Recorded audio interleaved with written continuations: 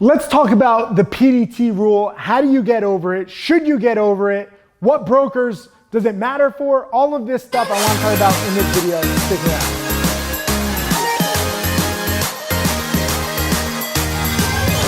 around. Make sure you subscribe to my channel and click the little alert notification bell so that you get alerted when I have new lessons that are going to change your life. What's up? Tim Sykes, millionaire, mentor, and trader here talking about the PDT rule. I don't think there's anything as controversial as this rule, which only allows you 3 day trades per 5 rolling day period if you have less than $25,000 in your account. A lot of people complain. They're like, I should be able to trade as much as possible. I'll tell you, when I first got started teaching, I thought that this rule was terrible. I thought that it was un-American, unpatriotic, unethical. I said every name you could about the PDT rule because I was like, people should be allowed to trade. Now, after teaching for 10 plus years, I think it is the single best rule possible.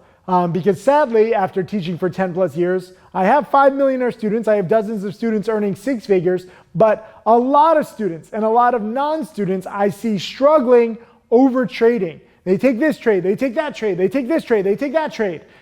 Because frankly, it's a video game, right? Like if you have money in your account, you want to put it to use, you want to learn, you want to earn, but you need patience.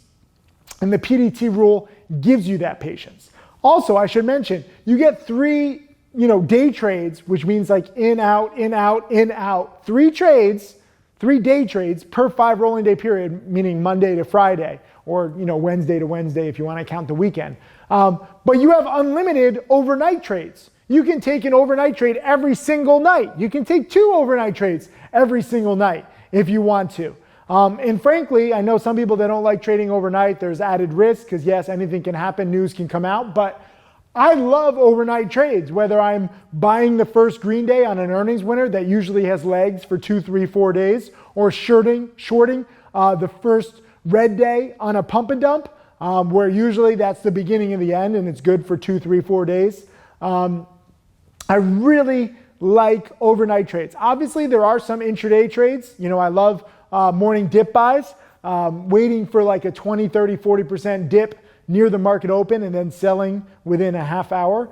That is an intraday trade. But the best morning dip buys, there's not going to be more than like 3 per week. First of all, morning dip buys only work really for like the biggest winners, like stocks that have been spiking for 2, 3, 4, 5, 6, 7, 8 days in a row.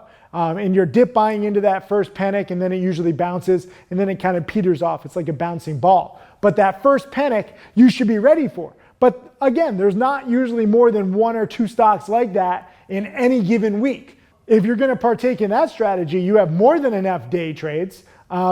Oftentimes, what I've been doing lately, I do 1 morning dip buy per week, maybe 1 first green day, and very rarely like shorting a first red day. I haven't been shorting that much lately just because, frankly, there haven't been that many pumps. And a lot of the shorts that have come around or turn into short squeezes. This is another reason not to day trade too much. I see so many short sellers because, again, many of my top students are short sellers. Tim Grattani has now taken 1,500 and turned it into over 9 million. And now, he's primarily a short seller. But at the same time, when you have a small account and you're new, you're just not used to the volatility. You're not used to the risk about shorting, right? So like you short a stock, let's say it's gone from 1 to 3, intraday, you're shorting a first big green day, which you should not do. But let's say you're doing it. Stock has gone from 1 to 3 or 1 to 4 in a day. You think it's overvalued. You think it's going to drop. Maybe it drops a little. But what's been happening is a lot of the stocks that have been tripling or quadrupling that used to be good shorts, because there's so many short sellers involved in these penny stocks now, it can go from 1 to 7 or 1 to 10 in a day or 2. So if you're shorting it at, let's say, 4 and it goes to 10, you're down $6 a share.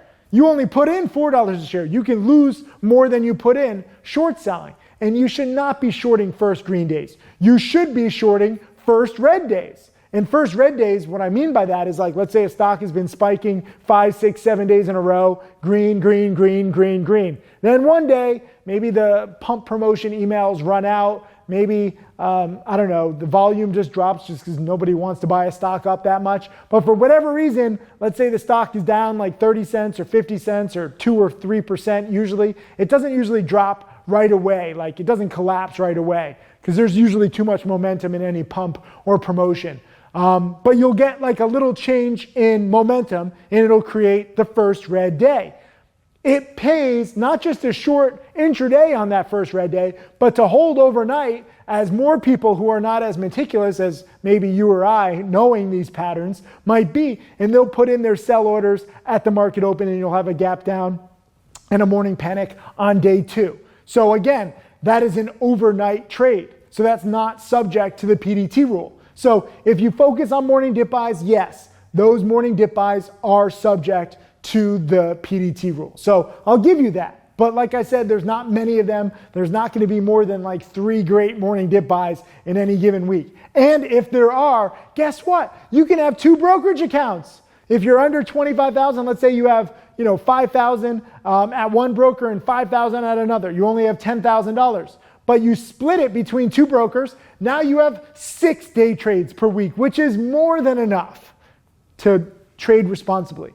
I use 2 brokers, E-Trade and Interactive Brokers. Neither of them pay me. I just use them because I think they suck the least. I'm no fan of brokers, but you want like a safe broker. I don't like those brokers that are offshore and they try to get you out of the PDT rule. I think that's cheating. For me, I actually go back to $12,000, my starting roots every year, and I try to grow it because it forces me to be more patient with my trades.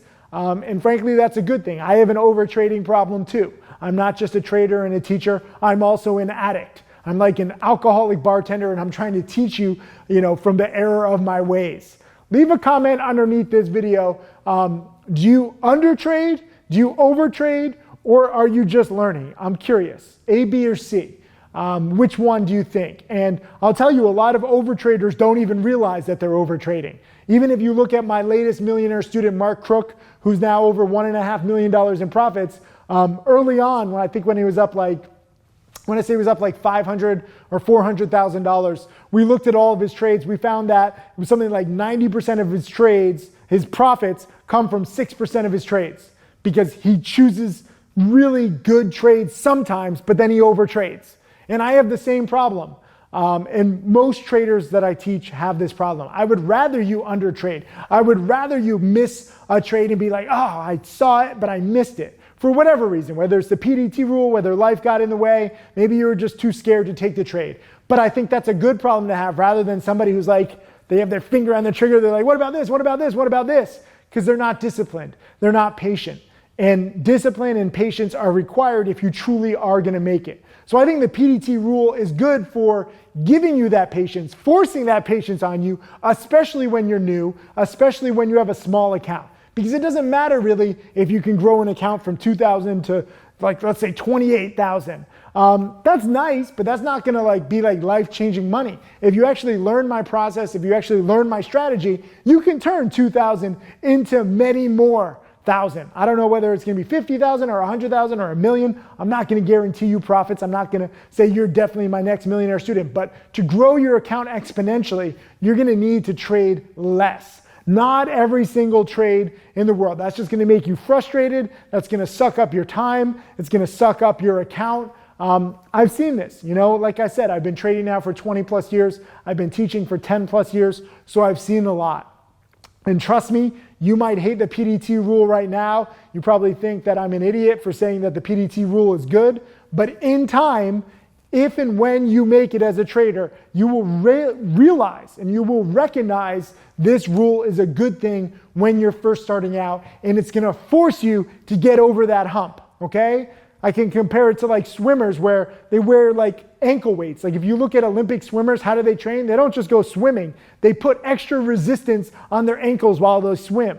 And they put like little weights on their wrists and they put weights on their ankles. And they swim, but there's like resistance. No different than resistance training if you're like in the gym. The PDT rule is resistance training for newbies who want to be traders. Think about it like that.